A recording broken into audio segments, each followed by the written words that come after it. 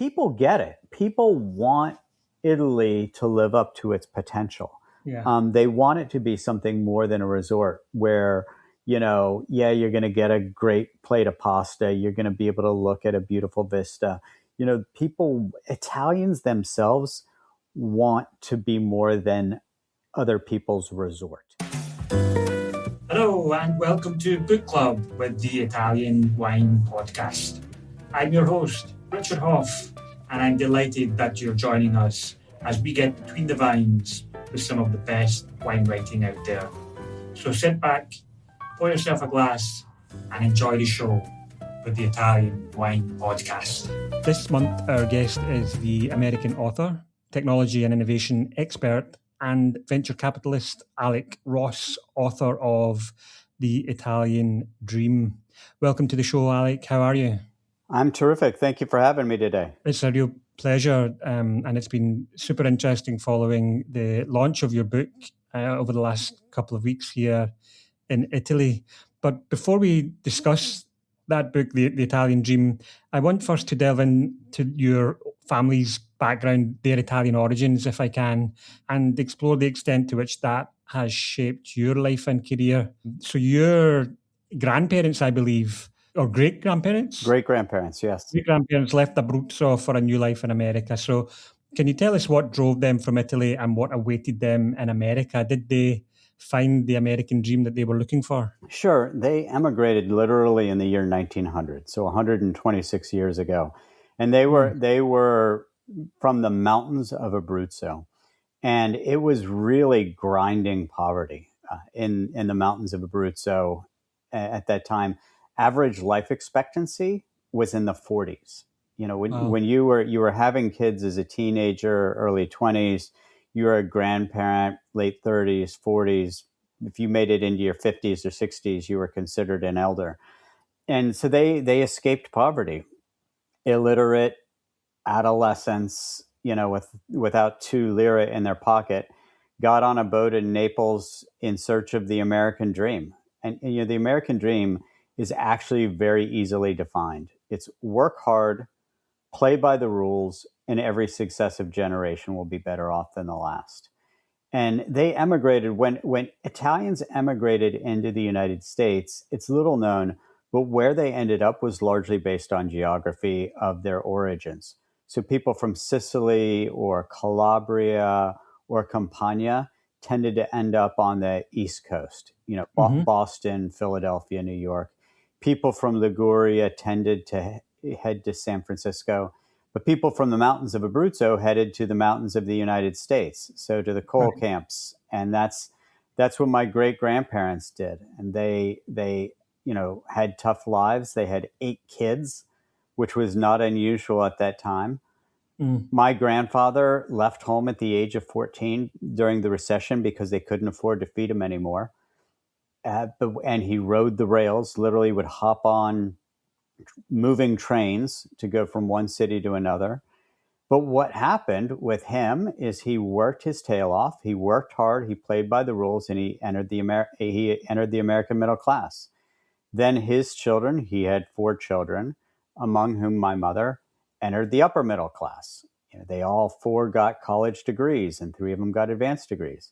And then the generation after that, there was me, which took me to the White House and other places. So and my kids are growing up very differently than I did. I grew up in West Virginia.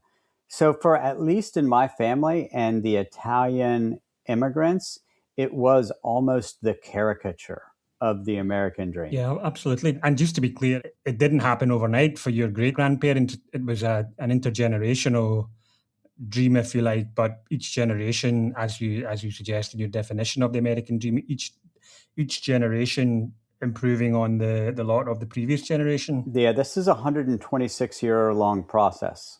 And even for me, when I was in college, I worked on a beer truck delivering kegs of beer dream job to help pay. Yeah, it was tough work. Let me tell you, August in the sun delivering kegs of beer into the mountains of West Virginia. It must have been popular. I will tell you though, there were bars that were so dangerous. This is in coal mining country, where people would get off the midnight shift And at 9 o'clock in the morning, the bar would be full.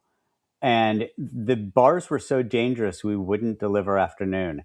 And everybody at the bar had three things in front of them. Can you guess what those three things are, Richard? So three things. I'm guessing, I don't know, a beer, a whiskey, and maybe a gun or something. I don't know. You are the first person I've ever asked that question to who got all three right. Seriously? No, everybody had a beer, a shot, and everybody carried guns. But the rule in the bar was you had to put your gun on the bar. So Right. Everybody in the bar had a shot of whiskey, a beer, and a pistol in front of them. Well, I grew up in Glasgow, and it was probably similar back in the day in Glasgow. So there you go. Maybe a knife instead of a gun. That's the difference between Scotland and the USA too. Sort of the difference between the knife and the gun, right? Yeah, we bring a knife to a gunfight for sure. Yeah, well, and you also have fewer homicides because of it. Yes, exactly. Yeah, anyway, so that's the 126-year history of the American dream. And my now spending 40% of the year in Italy and writing a book called The Italian Dream, in many ways it sort of closes a circle. Coming back to Italy at 126 years after my grandparents emigrated, and coming back in far different circumstances than those that they left behind. It's an interesting circle. Interesting 5 generations, 125-year-long circle that was constructed. Beautiful. And I mean, we will, of course, come back to that book and the origins of the book. But you mentioned also your experience at the White House, and that is obviously something that I want to ask you about as well. You're senior advisor for innovation to Secretary of State Hillary Clinton during the Obama administration. Yeah, I worked for Barack Obama for 6 years. So I spent 2 years running technology and media policy for his first presidential campaign. Right. In 2007, 2008. Then I worked on the presidential transition team, basically helping to set up economic programs and programs in science and technology. And then spent 4 years working, as you mentioned, for Hillary Clinton, reporting directly to her, running the innovation agenda. So sort of the intersection of technology and science and other such things with the exercise of political power. Okay. And that must have been an incredible experience to have been able to witness at such close proximity the rise of Obama during those years. No, it was a wild experience. And when I started working with him, the idea that he would run for president was a joke. He was at like 3% in the polls. People were like, a black guy named Barack Hussein Obama will never be president of the United States. What are you doing, Alec? You're ruining your life. And look at what happened. And look what happened in part. Technology is a dual-edged sword. It's interesting. Yes. It contributes to both promise and peril of our future. And in the context of running for president, it seems like a million years ago, but it was like 2007, 2008. We figured out how to use these tools to communicate to a broader public in a more individualized way, in a way that today seems almost cute, seems almost trite and banal, given all that's happened since. Yeah. But it was a remarkable time. And I mean, it's an obvious question, but how much has America changed in those last 20 years? And to maintain the focus on the concept of the American dream, is the American dream still alive in Donald Trump's America? So that's the most important question you could possibly ask as it relates to America, at least. I say in God we trust, everyone else bring data. And if you look at the data over the last 20 years, what we've seen is that America has experienced substantial economic growth, but the beneficiaries of that growth are very few. So, people talk about the 1%, and yes, the 1% have benefited overwhelmingly. But what's interesting is it's really the top 10%. So what's interesting is the 10% of wealthiest of Americans have grown very, very wealthy. The poorest Americans, let's say the bottom 20%, are actually better off now than they were 20 years ago, because of Obamacare, because of increases in employment. It's the 70% in the middle, which has stagnated, or in the case of the working class, has taken steps backwards. So that the reliability of the American dream, work hard, play by the rules, and every successive generation will be better off than the last. For the past 20 years, that's been on pause. There's been very little mobility from the working class into the middle class, or the middle class into America's upper middle or wealthier classes. So it's been on pause. So there's been economic growth, but it's been very, very poorly distributed. Yeah. I mean, this is incredibly interesting, but I mean, we are the Italian wine podcast. So just to try and shift the focus a little bit on wine, that stagnation of the middle classes that you mentioned, is that related to then the trends in wine consumption that we've seen in recent years? Is there a correlation there between this kind of struggling middle class and falling wine consumption habits in the United States? I don't think so. I think that it's more generational. So, like, let's take my kids. I have 3 kids who are 19, 21, and 23. When I was 19, 21, and 23, I drank too much. I drank a lot. I wasn't an alcoholic or anything, but like that is how, me and my friends, we recreated by drinking a lot of beer. That's what we did. You'd go to the pub, you'd go to see a music show, and you'd drink from 3 to 6 beers on any given night. My kids don't do that. They consume alcohol very differently, but they're wealthy kids, comparatively, because they're my children. And I see that even within their social networks, which are, fairly, let's call them well-off social networks. I mean, one of my sons graduated from Harvard, another is a rising senior at Harvard, and a third one is a freshman at Penn. But within their communities, there's less alcohol assumption broadly. What I do see is that when they drink wine, for example, they're not drinking it to get drunk, and they want to drink better than I drank at those ages. So it's really interesting. I see the younger generations drinking less, and when they do drink, they drink at higher quality levels. Yeah. What's driving that, Alec? I have I got to be honest with you. I have a really hard time understanding it. I consume alcohol probably 6 days a week. I do so with food, or I'll have a cocktail or a glass of wine or 2 or 3 in the evening. And I haven't been able to put my finger on it. I do think that the younger generations are a little bit more fitness focused. And perhaps there's an intersection there. It's really interesting. I will say, look, I probably drink wine 5 days a week.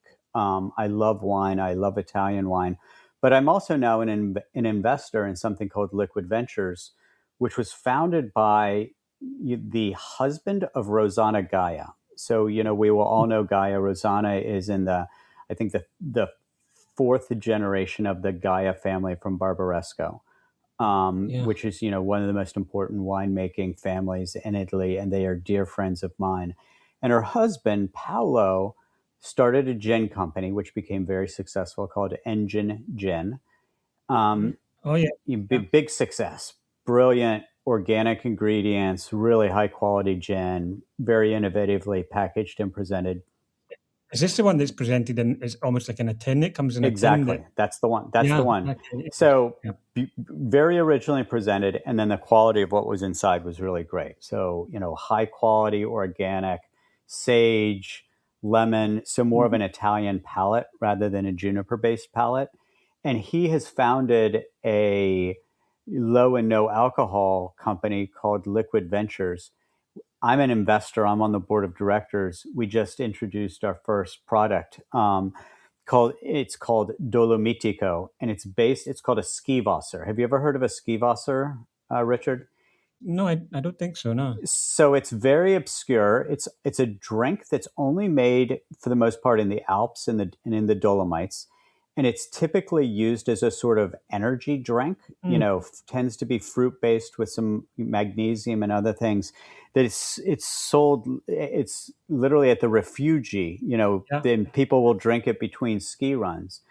So it's an energy drink, which we are now trying to bring to the masses, that unlike something like Monster or Red Bull, that is chock-a-block full of chemicals and things that are bad for you, and frankly, as a Gen X drink, it's really clean, healthy ingredients.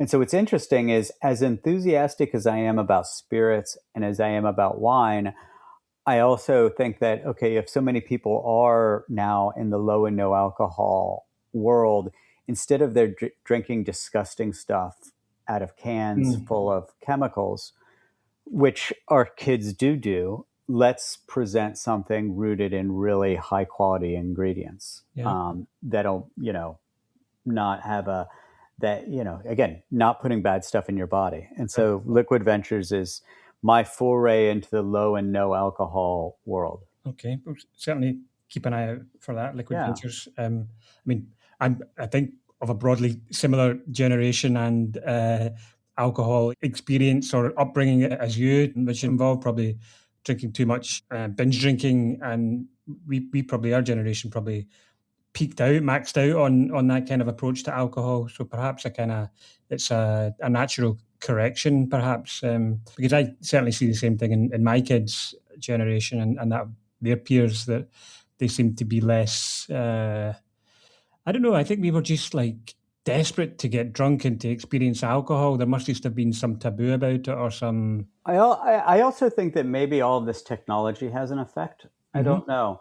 I mean, that's the one big change. There seems to be, I don't know if it is because people are recording videos or whatever it is, but the sort of inflection point seems to be the advent of the iPhone. Yeah, I guess that's true. I mean, kids are spending much more time alone on their telephones, on the internet, than we did, just simply because that technology wasn't there for us. So we, by definition, were out of the house, socializing in public spaces, in bars, and alcohol, I think, was a necessary, for us kind of shy Scots anyway, was a necessary social lubricant. Well, and I still socialize that way. And I got to tell you, I divide my life 50, 40, 10, 50% US, 40% Italy, 10% running around the rest of the world. And in Italy, my friends and we all still live with the aperitivo hour.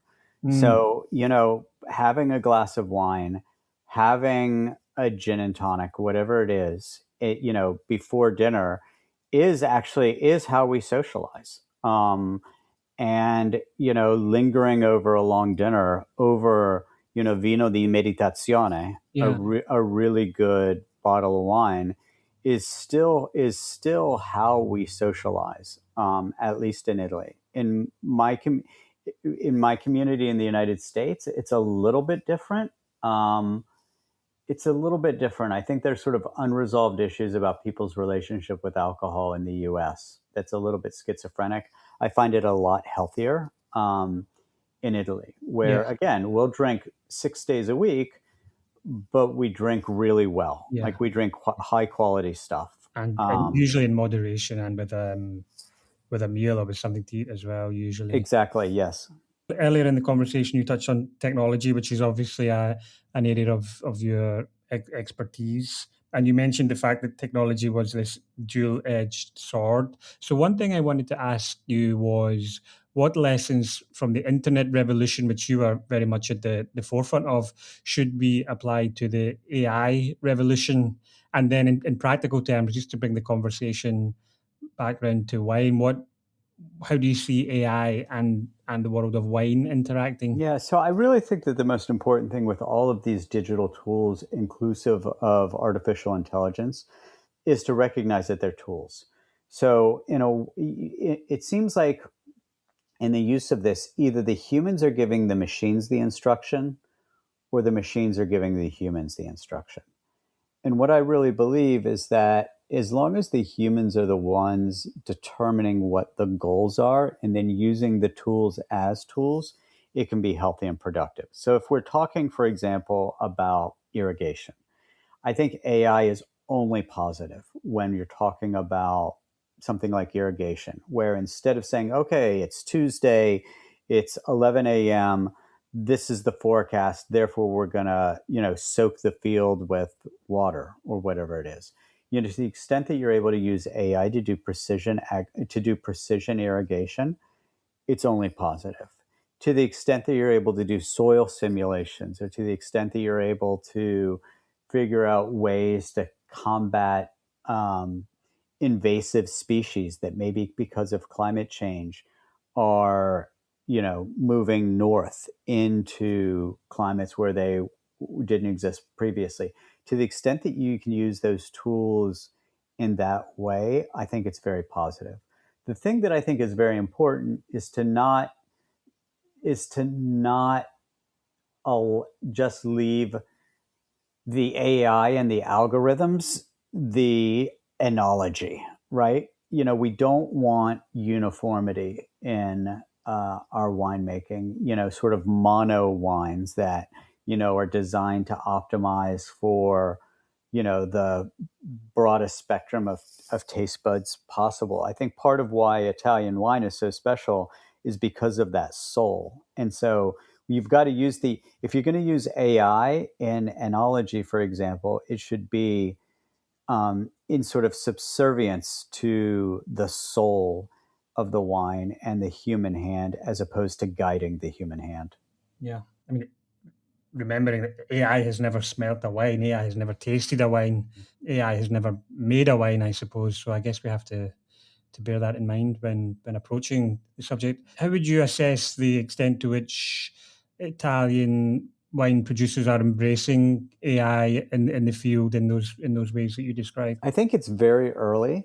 I think that Italy is very sophisticated about precision agriculture. So precision agriculture is basically the mashup between sensors, internet connected sensors in the field, the cloud, advanced wireless networks like 5G, and then computing platforms that give information to farmers. So like the number one precision agriculture company in the world has their operational seat in Milan. It's called X Farm. That's where Ferrero manages all of its, it's through that platform that Ferrero manages all of its hazelnut farms, and Barilla manages all of its grain farms. And, the 100,000 hectare soy farms in Brazil are managed. So Italy is actually very sophisticated about precision agriculture.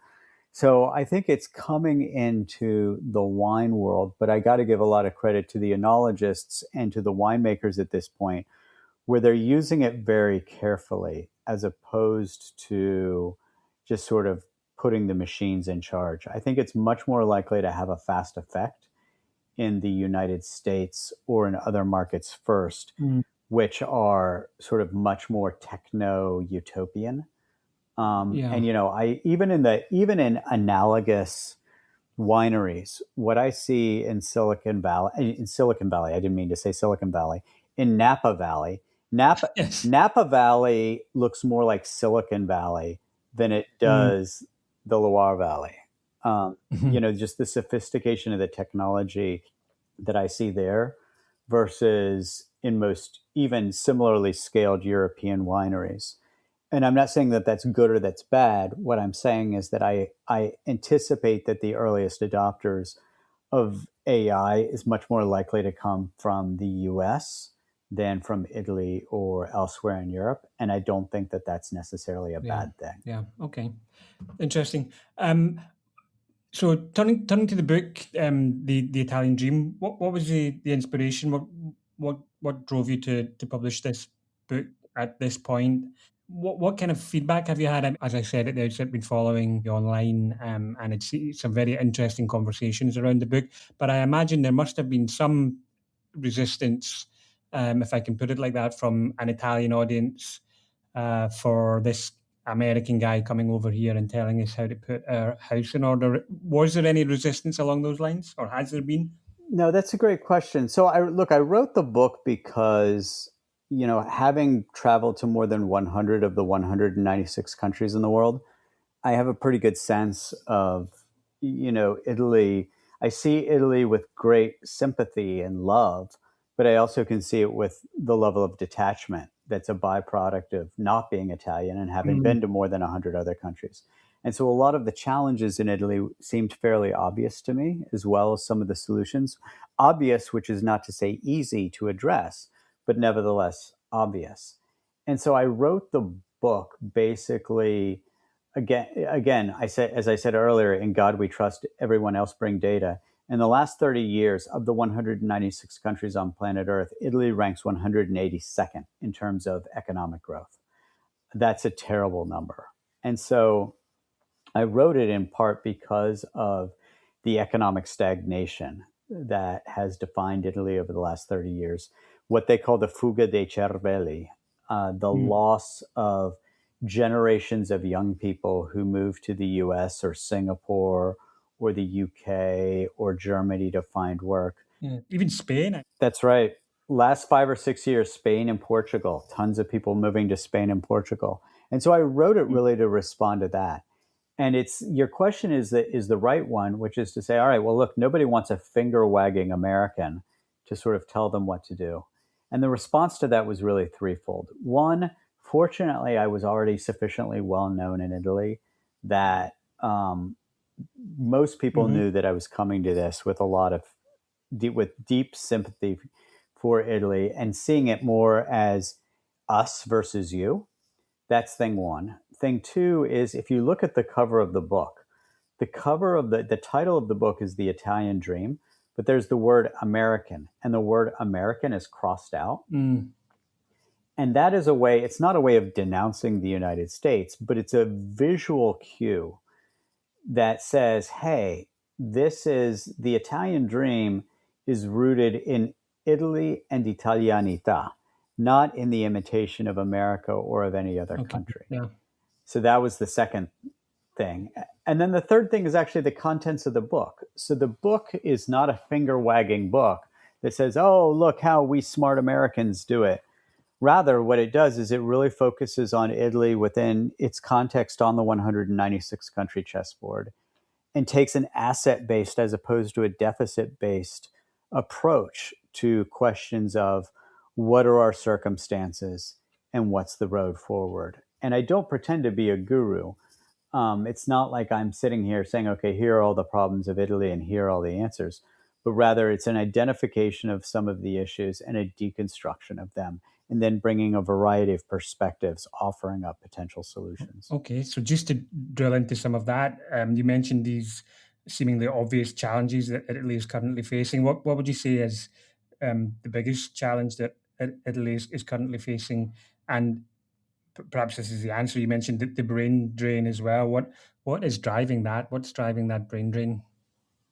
Yeah, so the book is written around 8 dualisms, and those sort of define what I think are the biggest problems in the country. And they aren't opposites. It's not one that's one good and one bad, but they are the 8 big themes that I think define all of this. And they are as follows: young and old, innovation and tradition, form and substance, learning and superficiality, unity and division, short-term and long-term, trust and mistrust, optimism and pessimism.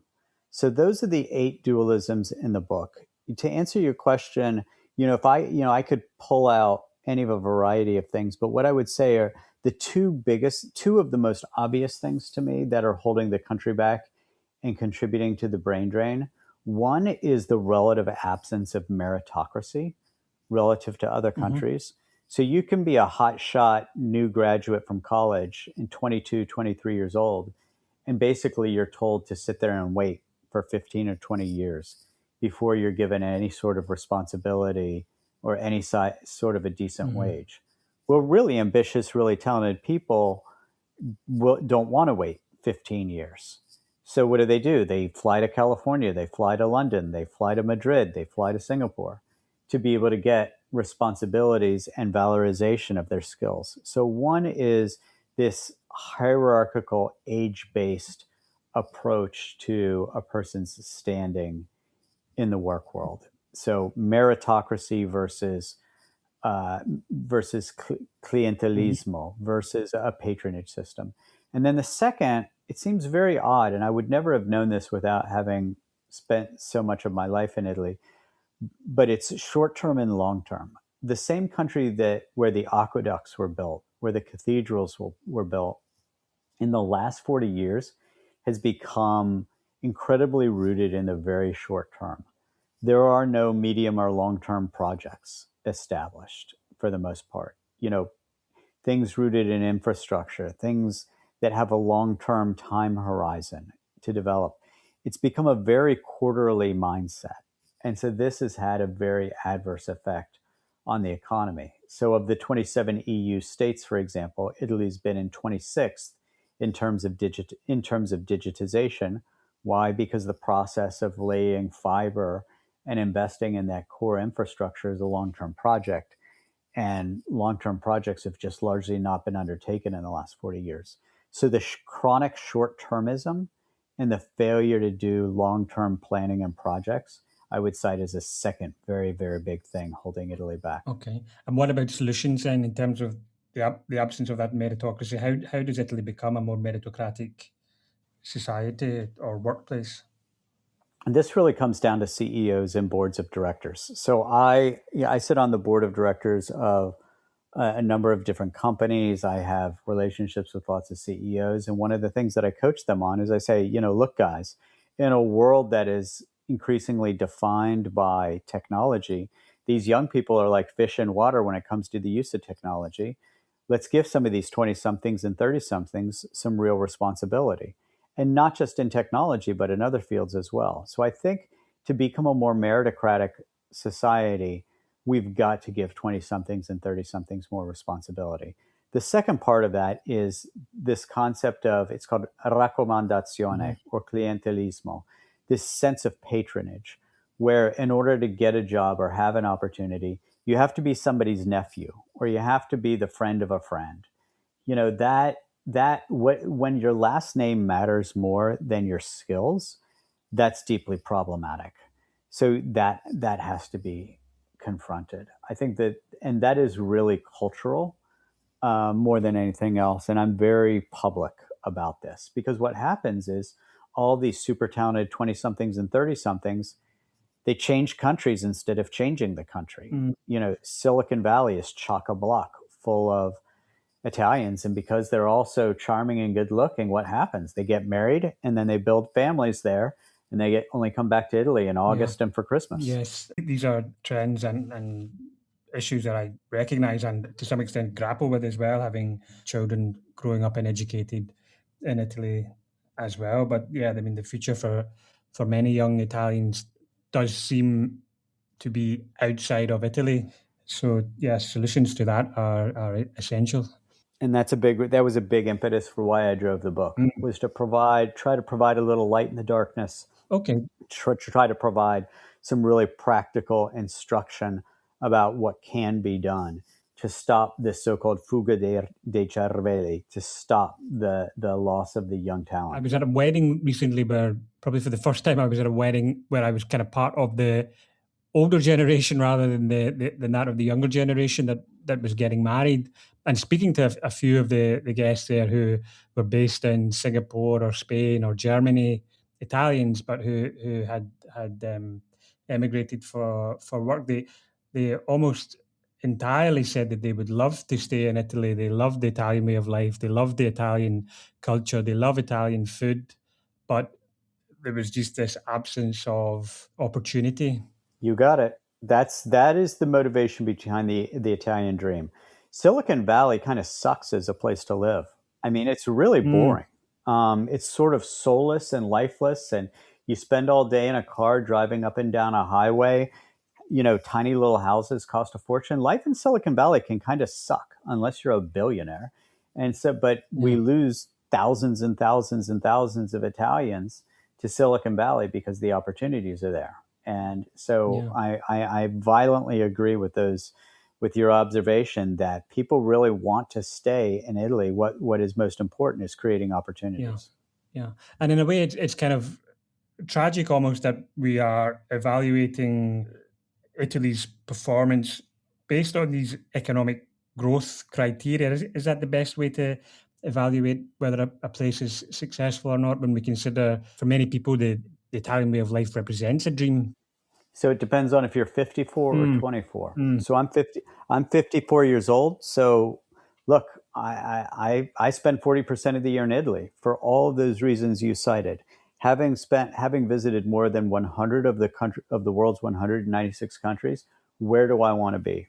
I want to be in Italy. I want to be in Italy because of the culture. I want to be in Italy because of the food. I want to be in Italy because of the pace. I want to be in Italy because of the quality of life.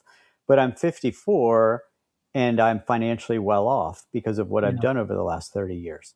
If I were 24 and I need to be able to afford rent, then the calculation is entirely different. So where you stand depends on where you sit. So if you're 54, the answer to that question is one thing. If you're 24, your answer is something else. If you've been successful in the work world and as an investor and as an author like I have, then the answer is different than if you are struggling in working class. So that's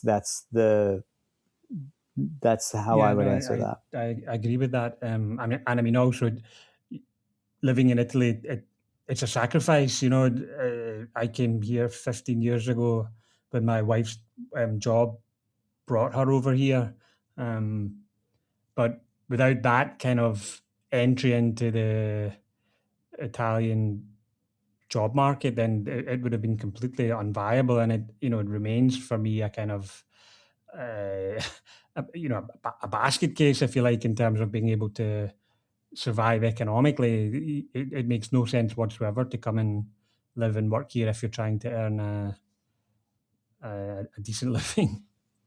And that's part, again, why I wrote The Italian Dream, because Italy is, for many people, already a dream.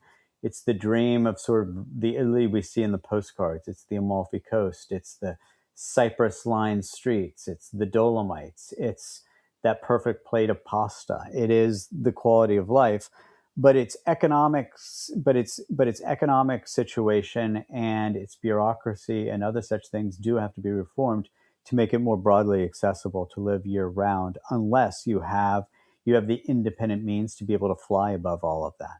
So that, again, is part of the motivation behind writing the book and for being so aggressive getting it out there. It's interesting.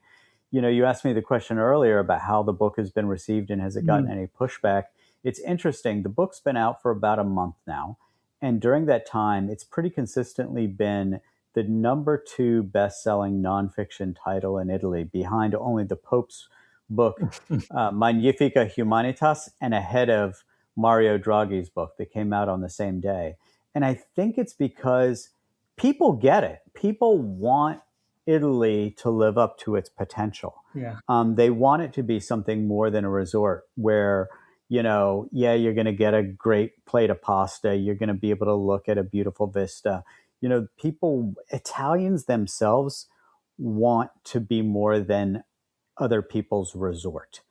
And that is why I think it's having so much commercial success in Italy right now. The book can be tough, but it's full of love. So it's not a utopian book. And I think it's viewed as optimistic while still being realistic. And I think that's why it's resonated. Yeah. Okay. The book is very much targeted at an Italian audience, and it's not available in English. It's available only in Italian. How much of a challenge was that for you, writing the book and now promoting the book in a second language? So the promoting the book hasn't been difficult because even if I speak Italian with this sort of cowboy accent, my Italian, I teach in Italian. I give speeches in Italian. So the promotion hasn't been hard. If anything, I think people, sort of giggle a little bit at my accent and the occasional errors. Writing it took me probably an extra 6 months because at the beginning I was sort of thinking of writing it a little bit in English and then translating it. But I realized that in order to write the book, the voice of the book was in Italian, so I wrote it in Italian. The book was published by Feltrinelli, which is a terrific casa editrice. So, I worked very well with. I had 2 editors who I worked very well with. It probably would have come out 6 months earlier if I had written it in English. Because I'd never written a book in Italian before. I wrote 2 books previously the Raging 2020s and the Industries of the Future, they were written for global audiences. Those books were translated into 24 languages. But this book was really written for Italy and Italians and about Italy, or for people who live in Italy from other countries. And so that really required me to write the book in in Italian rather. It's only published in Italian right now. We'll see if it comes out in another language, but it wouldn't surprise me if it just stays in Italian. Yeah, I get that from the nature of the book, the style of the book, the contents of the book. It's very much designed for an Italian audience, albeit I think with many interesting points that are worthy of wider discussion, as we've kind of addressed today.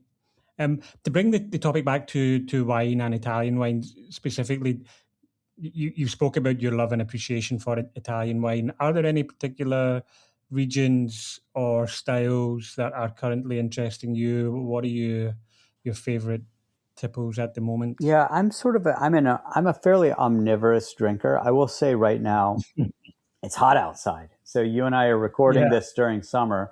So a lot of my friends are drinking bolle. They're drinking bubbles. I prefer Bianco Fermo. So I prefer, white wines, non-bubbles. And so that's really where a lot of my focus has been for the last couple months.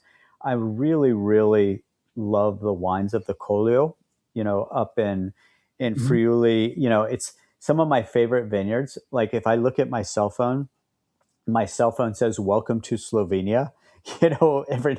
When I'm close to the border, those territories close to the Slovenian border, I think produce absolutely genius wines, and often it's stunningly good values. I also have really been I've been drinking a lot of Fiano di Avellino lately. And, I've been getting into that a little bit. And then, I have these Abruzzese roots. So, we all know the famous Abruzzese Cantine. We know Emidio Pepe. We know Valentini. We know, I've also been trying to explore some of the smaller producers in Abruzzo and seeing what's on offer from them. So what I've been trying to find lately are really good, clean, oftentimes minerally whites that I've been, some of them can be vapid, some of the more mass-produced stuff, but there's some brilliant, I think very summery whites that do have depth and complexity. That's where a lot of my focus has been lately. And then on the red side, we all do this. I've sort of gone down the rabbit hole a little bit in Piemonte lately, which, look, I drink pretty broadly, but I've got a lot of friends in the Langhe and, I've just been learning more and more about Barolo, about Barbaresco, about Nebbiolo broadly, and am just tasting more and more from there. Yeah, absolutely. We are running a series of the Grande Langhe. I don't know if you're familiar with the Grande Langhe. Yes. It's like a mini Vinitaly, I suppose, but focused just on that region. So plenty of Barolo and Barbaresco, Nebbiolo, but not only, also some of the lesser known varieties from that region as well. So, and the other thing I think I would cite that's just really interested me a lot are some of the historically cooler regions that, in part because of climate change, in part because world-class enology has arrived. Some of the stuff in Trentino Alto Adige, as well as from Valle d'Aosta, they've really blown me away. Some of the wineries, again, in around Bolzano, around Trento, again, and then in another part of the country in the northwestern Valle d'Aosta, I love the acidity. I love the brightness. A lot of really high quality enology coming to fruit that is ripening now in a way that maybe it wasn't 15 years ago. Yeah. So that's just been lots of fun because you can find treasures there. And, even in some varietals that are lesser known, outside of Italy, like Legrain, I've had some Legrains that are just showstoppers, but it's not a well-known grape.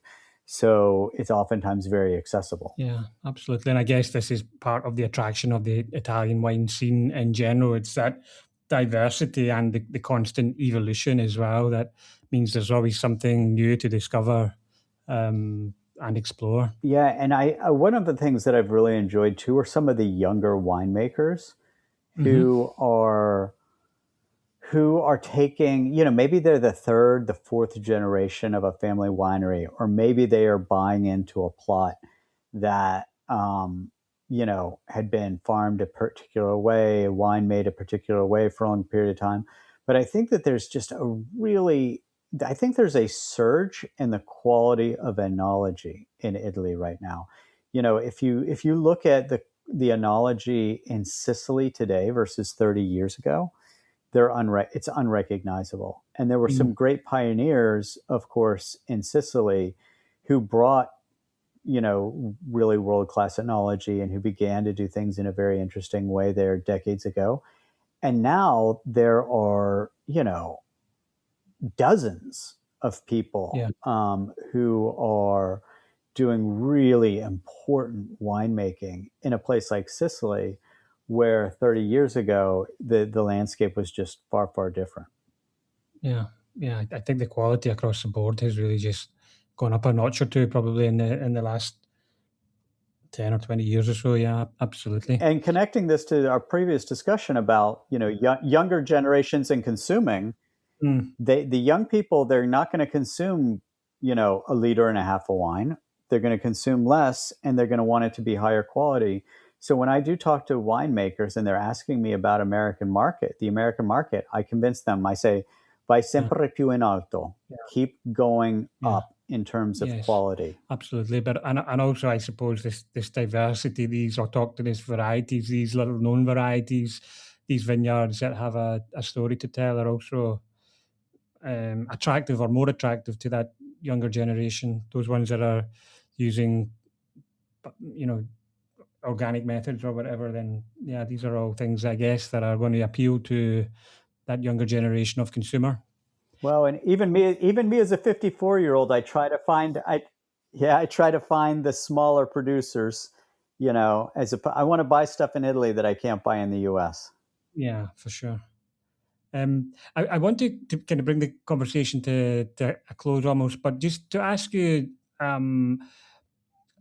we opened the conversation and you told us about your experience working with Barack Obama.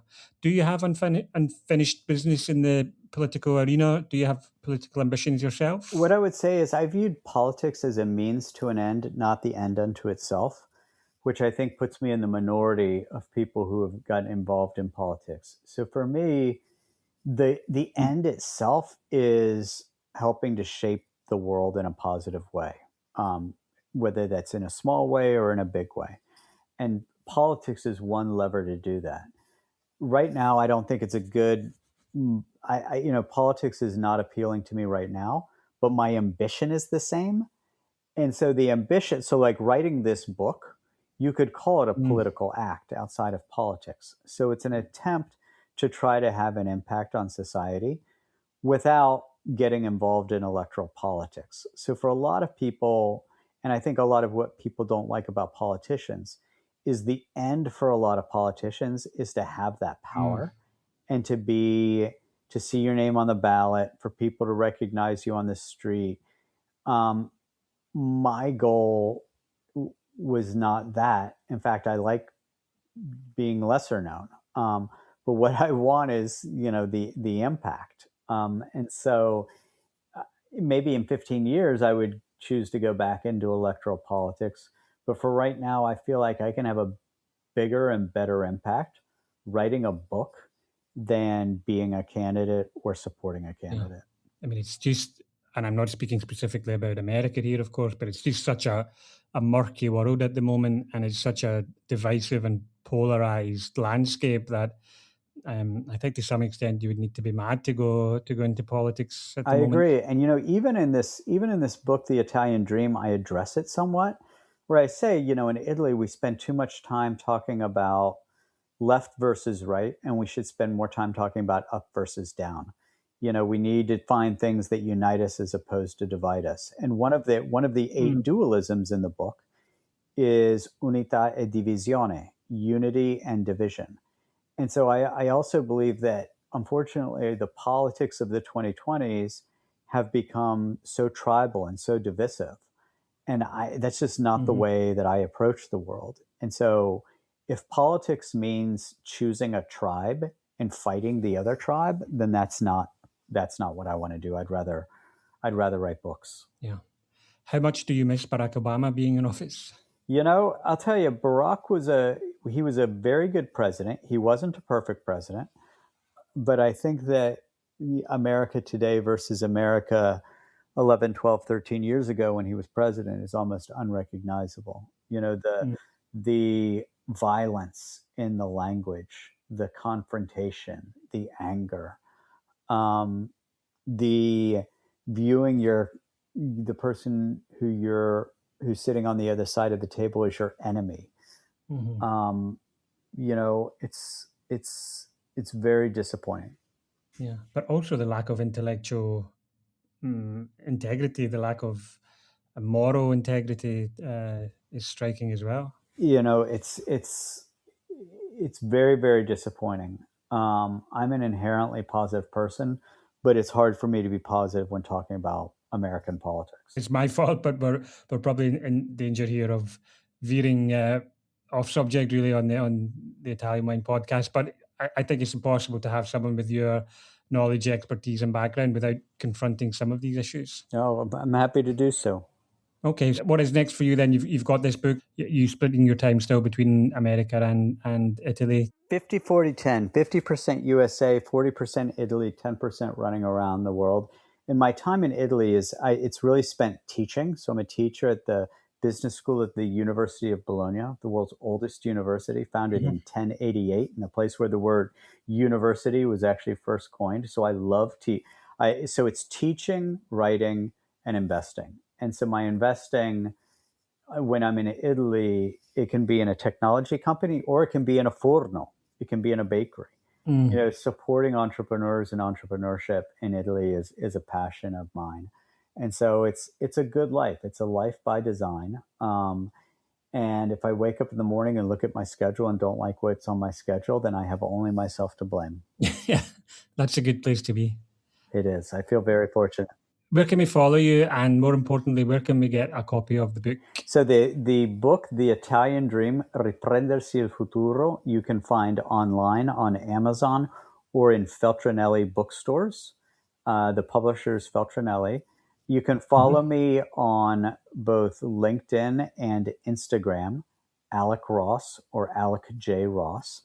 And I just really appreciate this very good conversation. I appreciate all of you who will consider checking out this book, The Italian Dream, and I appreciate all of you who are thinking about how to pull, our various cultures, whether they're Scottish, American, Italian, or other, closer together as opposed to further apart. Fantastic. Alec, it's been a real pleasure and a privilege to speak to you. Thank you very much for being my guest today on Book Club with the Italian Wine Podcast.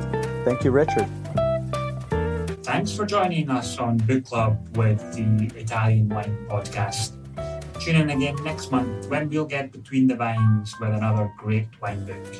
Remember, our show notes, including full details of all the books we've discussed today, are available at italianwinepodcast.com or wherever you get your